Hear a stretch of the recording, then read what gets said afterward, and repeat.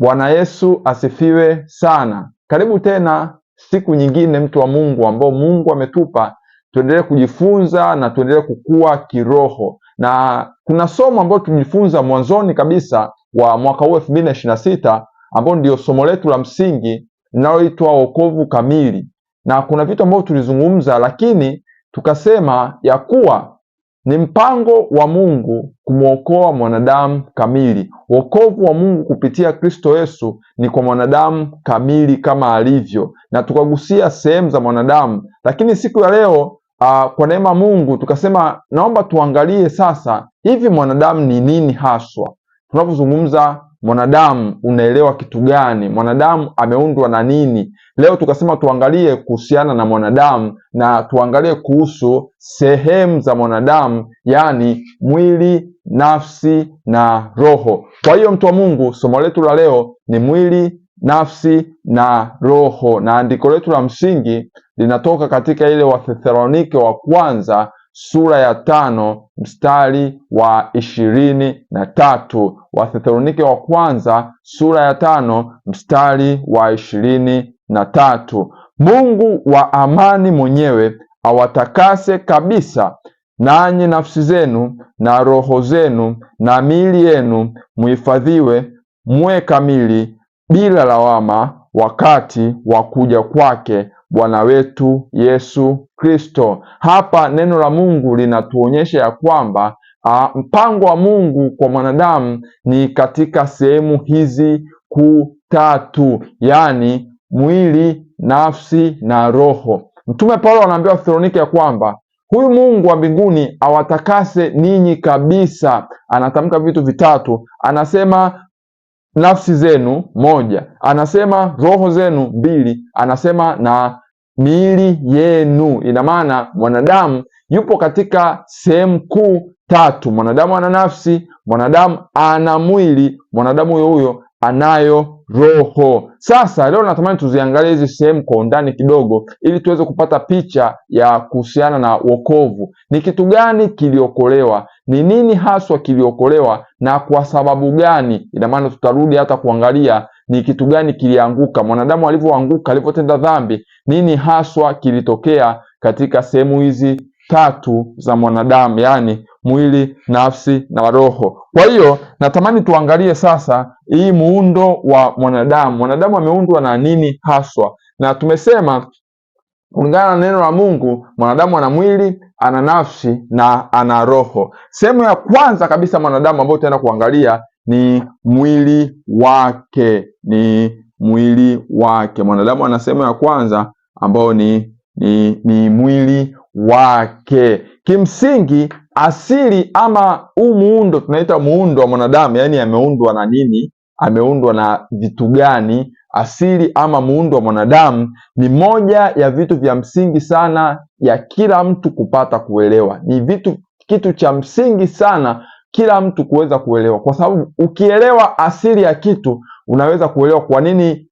dhambi ilipoingia madhara yake yalikuwa ni haya, na wokovu ulipokuja kupitia Kristo Yesu matokeo yake yalikuwa ni haya kwa huyu mwanadamu kamili katika muundo wake kama alivyo. Kwa ni kitu cha msingi sana kuweza kuelewa, kwa sababu hatuwezi kuelewa anguko la mwanadamu wala hatuwezi kuelewa wokovu wa mwanadamu pasipo kufahamu kuhusiana na muundo ama asili ya mwanadamu. Ni ngumu sana kuelewa nini kilitokea katika bustani ya Edeni mwanadamu alivyotenda dhambi, na ni ngumu kuelewa nini kilitokea msalabani Yesu alivyokufa kwa ajili ya mwanadamu pasipo kuelewa muundo kamili wa mwanadamu. Mwanadamu ameundwa katika sehemu zipi? Ukizielewa hizi sehemu utaweza kuelewa nini kilitokea katika bustani ya Edeni na nini ambacho Kristo alikuja kukirejesha. Maana Biblia inasema katika ile Luka 19 mstari wa 10 ya kuwa mwana wa Adamu alikuja kutafuta na kuokoa kile kilichopotea. Kwa ili uweze kujua ni kitu gani kilipotea, lazima ujue muundo wa mwanadamu, kwa sababu ndani ya mwanadamu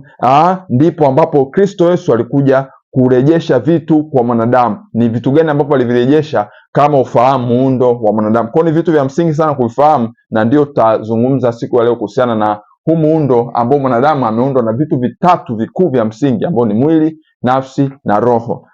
Sehemu ya kwanza ya mwanadamu kama ambavyo tutaangalia ni mwili wa mwanadamu. Tutaangalia kuhusiana na mwili wa mwanadamu. Mwili wa mwanadamu ni nini?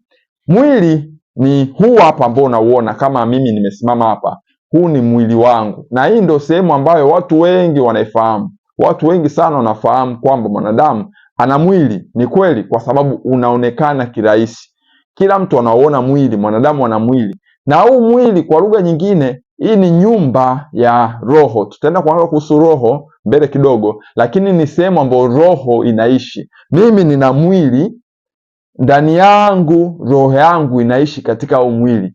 Kama ambavyo mtu unaweza kuwa na nyumba, wewe unaishi ndani ya nyumba. Wewe sio nyumba, lakini unaishi ndani ya nyumba. Mimi ni roho, naishi ndani ya mwili, na maana huu mwili ni kama jengo langu ama mwili wangu ambao mimi ninaishi. Lakini pia huu mwili ni sehemu ambayo nafsi yangu, ambayo tutaangalia katika namba 2, nafsi yangu inapata kujiexpress ama kujionyesha, ama nafsi yangu inaonyesha matokeo yake kupitia huu mwili, kwa sababu vitu kwenye nafsi kama hasira, furaha, tutaenda kuangalia mbele, hauwezi ukaviona pasipo kujionyesha kupitia matendo fulani, kama kutabasamu ama kununa ama kucheka ama hasira, inaonekana kupitia mwili. Kwa hiyo ni sehemu ambayo roho inaishi, lakini ni sehemu ambayo nafsi inapata kujieleza ama kujiexpress ama kujionyesha. Lakini kwenye kitu cha msingi katika mwili, hapa ndio kuna kitu kinaitwa milango ya fahamu, kama ambavyo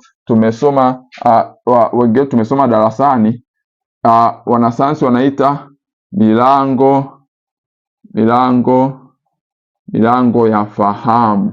Milango ya fahamu ipo hapa kwenye mwili, na hii ndio sehemu ya nje ya mwanadamu ambayo inaonekana.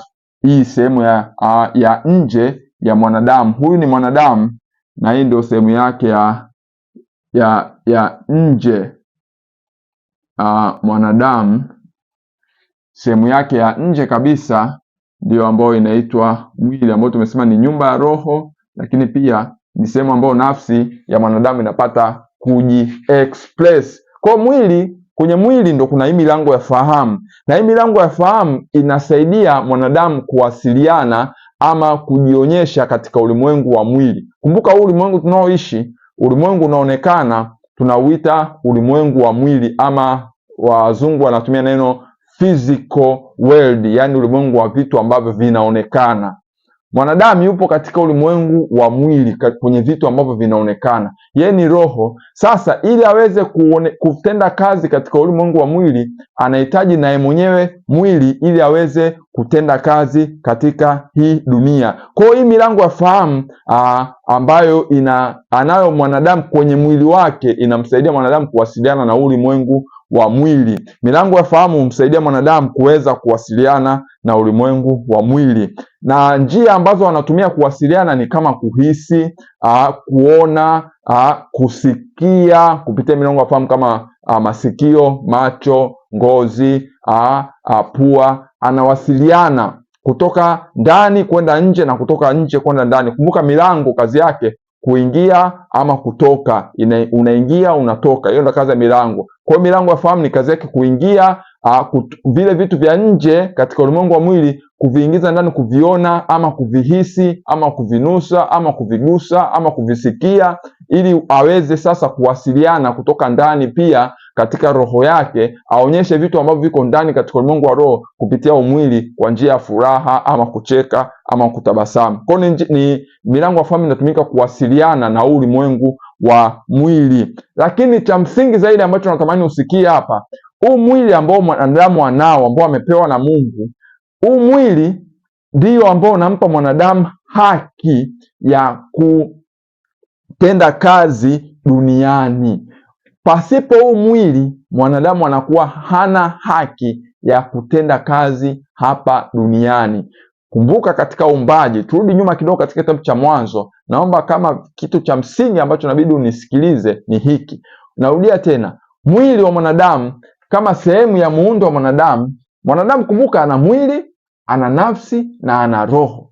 Mwili ndio unampa mwanadamu haki ya kutenda kazi akiwa hapa duniani. Na sababu ya msingi kwa nini inatoka katika kitabu cha Mwanzo sura ya 2 mstari wa 7. Wakati wa uumbaji Mungu anamuumba mwanadamu. Angalia Mungu alichokifanya. Biblia inasema Bwana Mungu akamfanya mtu kwa mavumbi ya ardhi, akampulizia pumzi ya uhai puani, mtu akawa nafsi hai. Narudia tena, Bwana Mungu akamfanya mtu kwa mavumbi ya ardhi.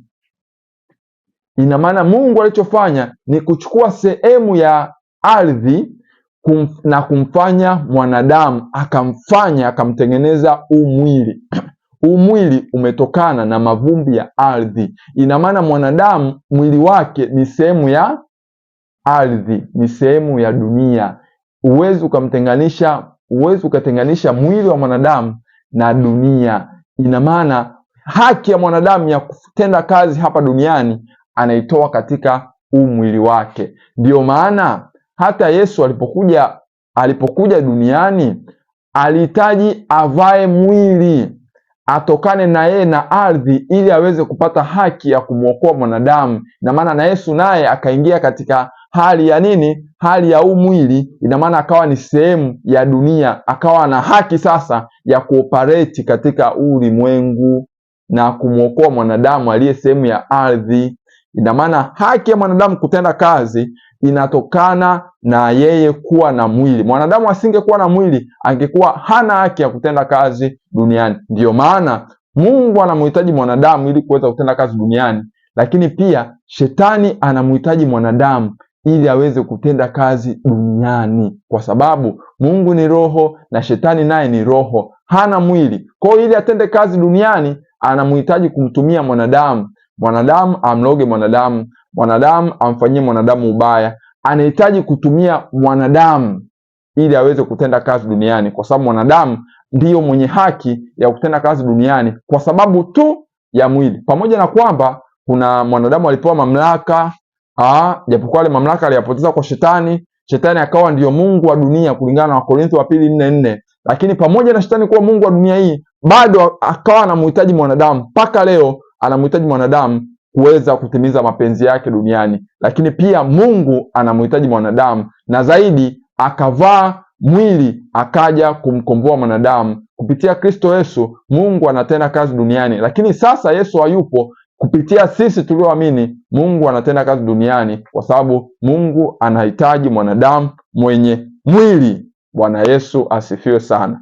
Hiyo ilikuwa ni sehemu ya kwanza ya muundo wa mwanadamu. Mwanadamu ana mwili ambayo ni eneo la nje la mwanadamu. Hii nimetolea mfano wa hili duara, sehemu tatu ya nje ambayo ni hapa, na sehemu ya katikati, na pia kuna sehemu ya ndani ambayo ndio roho. Hii sehemu ya nje ndio tulikuwa tunaizungumza hapa, kwamba huu ni mwili wa mwanadamu, ambao mwili una milango ya fahamu, lakini pia mwili ndio unampa mwanadamu haki ya kutenda kazi duniani. Naamini tunaenda pamoja na naamini unanielewa vizuri. Sehemu ya pili ya mwanadamu ambayo tutaenda kuiangalia katika muundo huu wa mwanadamu wa sehemu tatu ni sehemu ambayo inaitwa nafsi. Sehemu hii inaitwa nafsi. Mwanadamu ana mwili, lakini pia mwanadamu ana nafsi, na hii nafsi ni sehemu ya mwanadamu ambayo pia nayo imegawanyika katika sehemu kuu tatu. Leo tutazungumzia kidogo sehemu kuu tatu. Sehemu ya kwanza ya nafsi ni nitaandika tu hapa alafu tutazijadili. Nafsi ina akili. Katika muundo wa nafsi ina hisia, feelings, lakini pia ina hiki kitu kinaitwa utashi, ama mimi hapa nitaweka mabano nia. Nafsi ya mwanadamu imegawanyika katika sehemu kuu tatu. Ina sehemu kuu tatu. Ina hiki kitu kinaitwa akili. Ina akili ambayo inamsaidia mwanadamu kufanya maamuzi mbalimbali. Lakini pia sehemu nyingine ya nafsi ina hisia. Tunazungumza vitu kama hasira, inazungumza vitu kama furaha, tunazungumza vitu vya ndani, zile hisia ambazo mwanadamu anazo, huzuni, zipo katika nafsi. Bwana Yesu asifiwe sana. Lakini pia nafsi ina sehemu inaitwa utashi ama nia, ama wazungu anaitwa willpower. Hii ni sehemu ambayo mwanadamu inamwezesha kufanya maamuzi. Yaani pale ambapo kwa mfano mimi ninasema nitaenda dukani, nitafanya hiki, uwezo wa kufanya maamuzi. Mungu alipomuumba mwanadamu akaweka ndani yake, kwa sababu Mungu alimfanya mwanadamu kwa sura na kwa mfano, kwa akaweka ndani yake ule uwezo wa kufanya maamuzi, power to make decision. Mungu hakumfanya mwanadamu kama roboti. Roboti hawezi kufanya maamuzi bila kuendeshwa na kitu fulani ama mtu fulani, lakini Mungu alimpa mwanadamu willpower, alimpa mwanadamu utashi, na hii sehemu ya utashi ipo katika nafsi. Ina maana mwanadamu anaweza akamkubali Mungu ama akaamua kumkataa Mungu. Ndio maana sehemu moja anasema nimeweka mbele yako baraka na basi chagua. Kwa Mungu anampa mwanadamu machaguo kwa sababu anajua mwanadamu anao uwezo wa kuchagua. Hii nafsi imegawanyika katika akili, hisia na utashi ama nia. Naomba tusome Mithali 23 mstari wa 7. Anazungumza kitu kuhusu nafsi pale. Neno la Mungu nasema, maana aonavyo mtu nafsini mwake ndivyo alivyo. Anavyoona mtu kwenye nafsi yake ndivyo mtu alivyo. Kumbe nafsi ni sehemu ya mwanadamu, kwa sababu anasema neno nafsini mwake. Nani? Mtu. Ina maana mtu ana mwili lakini pia ana nafsi, na nimesema hii sehemu ya nafsi ndiyo inaweza ikajiexpress kupitia mwili, kwa sababu huwezi ukaiona hasira pasipo mwili, wala huwezi kuiona huzuni pasipo mwili. Mwili unaonyesha matokeo ya kitu ambacho kiko kwenye nafsi ya mtu. Mtu akiwa na furaha utakuta tu hata sura yake na nuru ama na tabasamu, lakini unaona hiyo kupitia nini? Kupitia mwili wa mwanadamu. Kwa hiyo nafsi ni sehemu ambayo ya msingi sana, na hapa ni sehemu ambayo inatakiwa uzingatie sana, kwa sababu vita vingi vya kiroho vinafanyika kwenye ili eneo la nafsi. Vita vingi vya kiroho, vita vya kiroho inafanyika katika ili eneo la nafsi.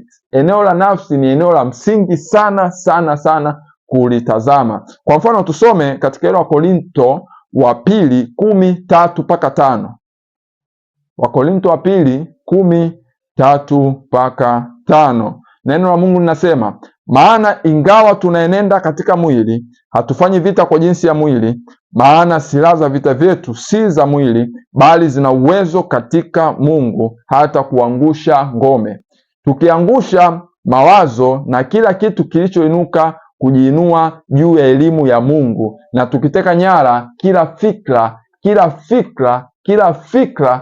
fikra ipate kumtii Kristo. Hapa tunaona vita vya kiroho vinafanyika katika ile eneo la nafsi. Hata ukisoma ile Warumi 12 mstari wa 2 anasema, fanyeni upya nia zenu mpate kujua hakika mapenzi ya Mungu yaliyo mema na ukamilifu. Kwa vita vingi vya kiroho vinafanyika katika eneo la nafsi, ambapo eneo la nafsi lina akili, eneo la nafsi pia lina hisia, eneo la nafsi pia lina utashi. Ndio maana Yesu anasema ya kwamba katika Luka 9:24, kwa kuwa mtu atakaye kuiponya nafsi yake ataiangamiza, na mtu atakayeangamiza nafsi yake kwa ajili yangu ndiye atakaye isalimisha. Eneo la nafsi ndio lenye vita kubwa sana katika ulimwengu wa roho. Naomba tuangalie eneo la tatu na la mwisho ambalo linaitwa ni roho. Mwanadamu ana mwili, lakini pia mwanadamu ana nafsi, lakini mwanadamu ana eneo la tatu ambalo ni la msingi sana, ambalo linaitwa ni roho. Mwanadamu hawezi kukamilika pasipo hivi vitu vitatu. Mwanadamu ana mwili, ana nafsi, alafu ana hii sehemu ya ndani kabisa ambayo inaitwa roho. Ndio hii sehemu ya ndani kabisa. Ana mwili ambao ndio unaonekana nje, ana nafsi ambayo ndio kuna hisia, kuna akili yake, alafu pia kuna utashi, uwezo wa kufanya maamuzi, lakini zaidi ana hii sehemu ya ndani ambayo ni sehemu ya mwanadamu ambayo haionekani kabisa. Ni sehemu isiyoonekana ambayo iko ndani ya mwanadamu. Lakini cha msingi kuhusu roho, naomba tuzungumze hapa.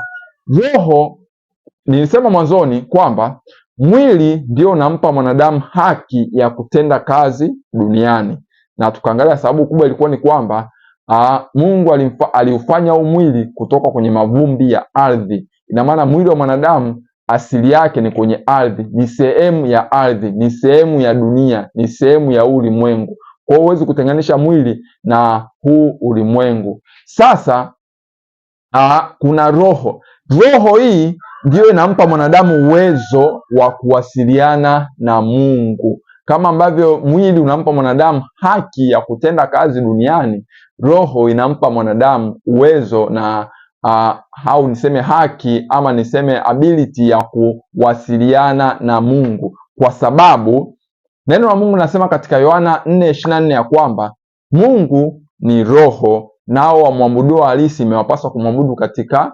roho na kweli. Kwa ili kumwabudu ama kuwasiliana na Mungu unahitaji kuwa na roho.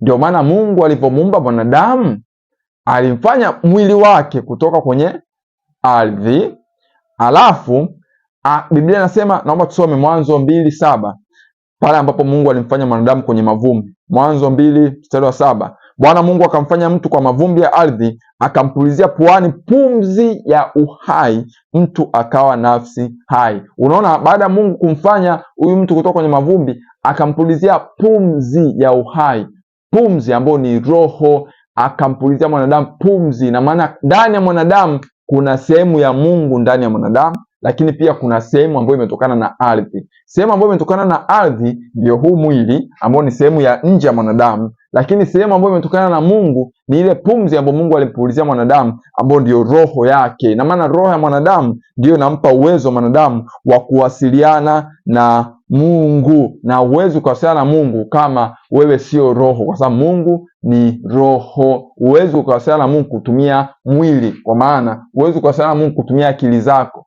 wala uwezo kuwasiliana na Mungu kutumia hisia, wala uwezo kuwasiliana na Mungu kwa kutumia utashi, kwamba mimi nataka. Hapana, unahitaji kutumia roho. Kwa maana anasema Yesu kwamba Mungu ni roho, nao wamwabuduo halisi imewapasa kumwabudu katika roho na kweli. Kumbe unaweza kumwabudu Mungu lakini usimwabudu Mungu kwa uhalisia. Unaweza kumwabudu Mungu lakini ukamwabudu Mungu kwa kutumia akili zako. Unaweza kumwabudu Mungu lakini ukatumia hisia zako. Unaweza kumwabudu Mungu lakini ukatumia utashi wako. Biblia inasema hiyo kazi ni bure, kwa sababu ili kumwabudu Mungu kwa uhalisia unahitaji kumwabudu Mungu katika roho na kweli. Ndio maana unakuta duniani kuna dini nyingi, kila mtu anajaribu kumtafuta Mungu kwa njia yake, kila mtu anajaribu kuzungumza na Mungu kwa njia yake, kila mtu anadhani kwamba anamwabudu Mungu, lakini Biblia inasema wanaomwabudu Mungu imewapasa kuwamwabudu katika roho na kweli. Hakuna njia nyingine ya kumwabudu Mungu isipokuwa katika roho na kweli, kwa sababu Mungu ni roho, na roho ndiyo sehemu ya Mungu ambayo alimpa mwanadamu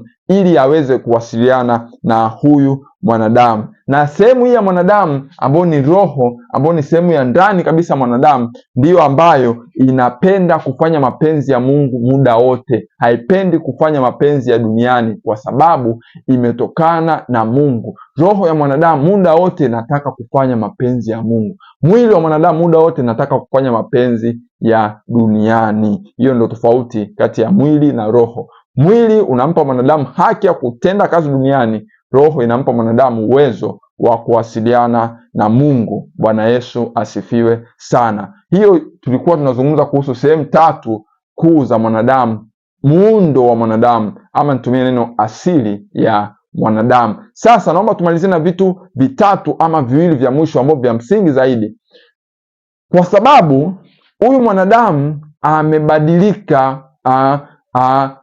Alivyoumbwa akaja, kuna kitu kikatokea kikambadilisha mwanadamu. Mungu anasema alipomaliza uumbaji wake na kumuumba mwanadamu, kila kitu kilikuwa ni chema sana. Mwanadamu alikuwa ana mawasiliano na Mungu. Biblia inasema Mungu alikuwa anamtembelea Adam katika bustani ya Eden, wanazungumza. Ina maana roho ya mwanadamu ilikuwa na mawasiliano na Mungu ya moja kwa moja. Lakini pia mwanadamu huyu, hakuna sehemu katika Biblia kabla ya kutenda dhambi ambayo ameshawahi kuumwa ama kuugua. Hakuna.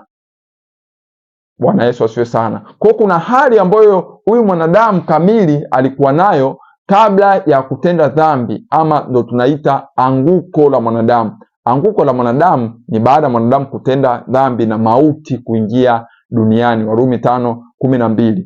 Kwa hiyo naomba tuzungumze kuhusu jinsi ambavyo hizi huyu mwanadamu ama roho, nafsi na mwili zilivyokuwa kabla ya anguko la mwanadamu. Roho, nafsi na mwili kabla ya anguko la mwanadamu. Kabla ya anguko la mwanadamu, roho, nafsi na mwili ama mwanadamu kamili alikuwa yuko hai, alikuwa na uhai ndani yake. Na ninaposema hai inamaanisha vitu hivi: roho ilikuwa ina uhusiano wa moja kwa moja na Mungu.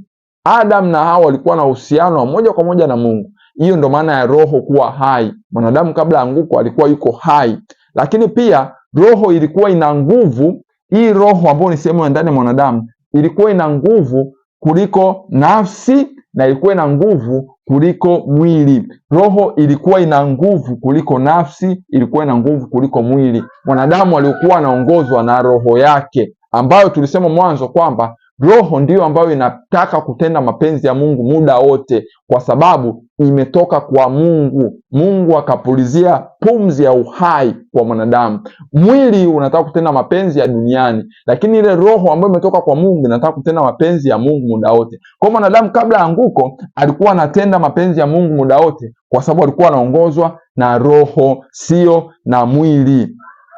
Bwana Yesu asifiwe sana. Lakini pia kabla ya anguko, mwili na nafsi zilikuwa hazina magonjwa. Hizi sehemu mbili za mwanadamu, mwili ambao ndio huu unauona, mwili na nafsi, akili, hisia na utashi, zilikuwa hazina magonjwa. Mtu anaweza kauliza, kwani nafsi na magonjwa? Ndiyo.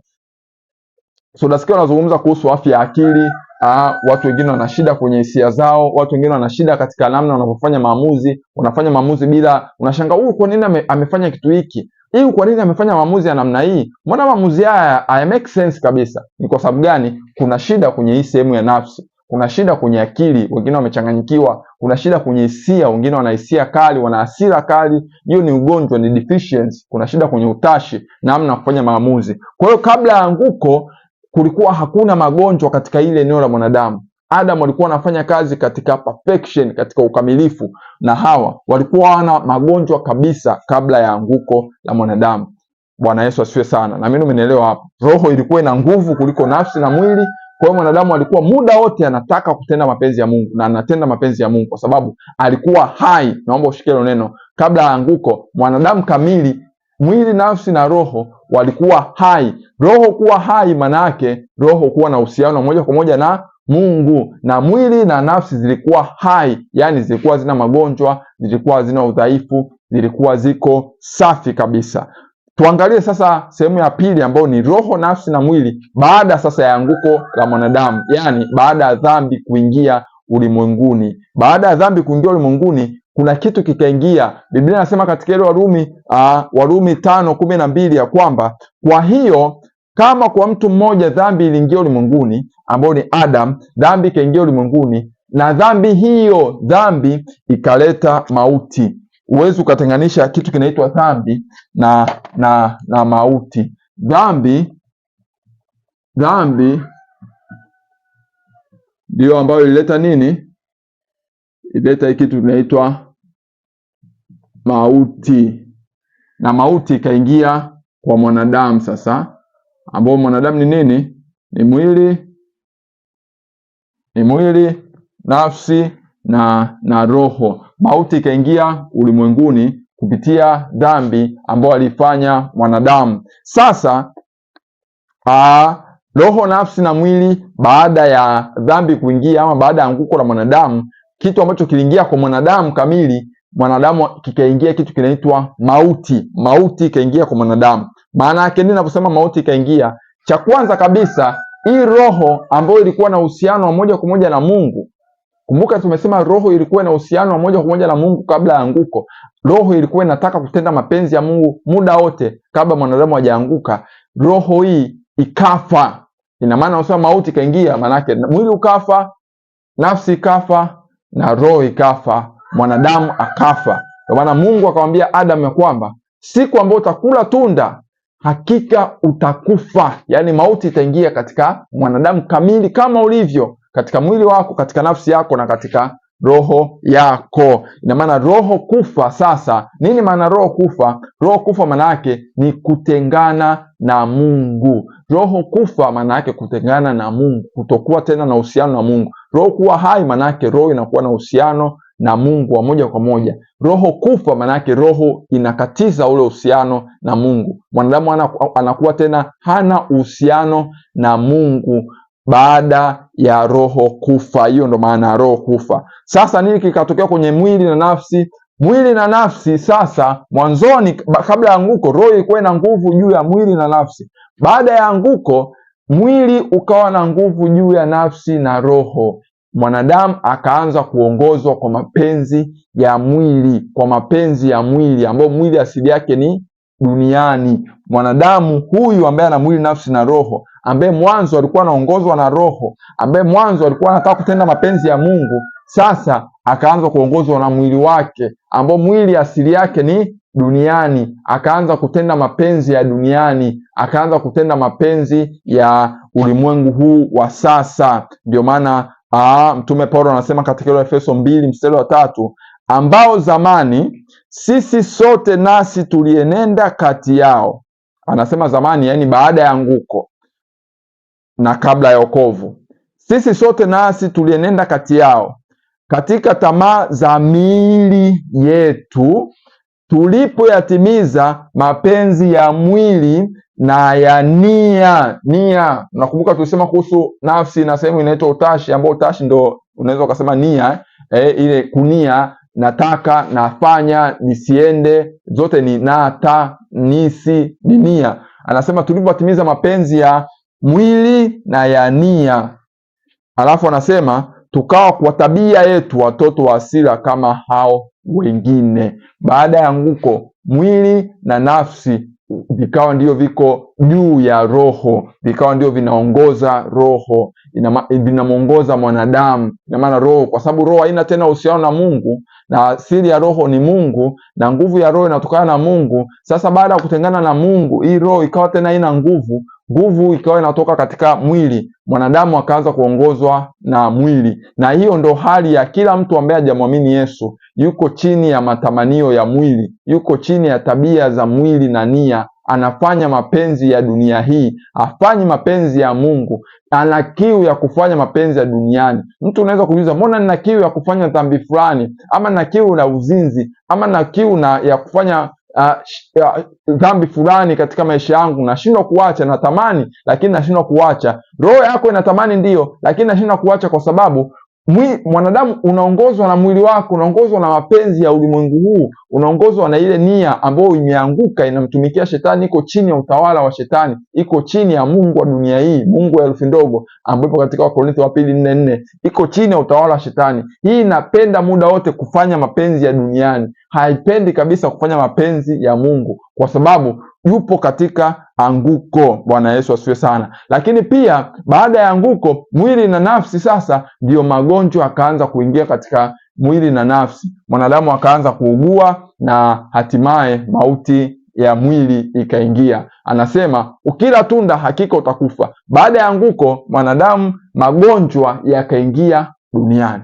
Baada ya anguko la mwanadamu, mauti ikaingia ulimwenguni, ambayo ikaleta magonjwa katika mwili na katika nafsi. Hapo ndio neno magonjwa na kuugua na udhaifu ukaingia, lakini uliingia katika mwili na ukaingia katika nafsi. Roho ilikuwa tayari ishakufa, ishatengana na Mungu. Mwanadamu akaanza kupata magonjwa, akaanza kuingia, yakaanza kuongezeka mpaka leo tunapozungumza tuna mamilioni ya magonjwa katika mwanadamu, ambao mengine hata majina hayana. Ana magonjwa na kila siku anagundulika magonjwa mapya. Kwa sababu gani? Kwa sababu ya anguko. Kwa hiyo tumeangalia mwili, nafsi na roho kabla ya anguko, na mwili, nafsi na roho baada ya anguko. Naomba tumalizie na eneo la mwisho ambalo ni roho, nafsi na mwili ndani ya wokovu. Sasa nini kilifanyika katika ndani baada ya Kristo Yesu kuja ulimwenguni na kufa msalabani kwa ajili ya mwanadamu? Ni kitu gani ambacho kilifanyika? Na sasa mtu ambaye ameokoka,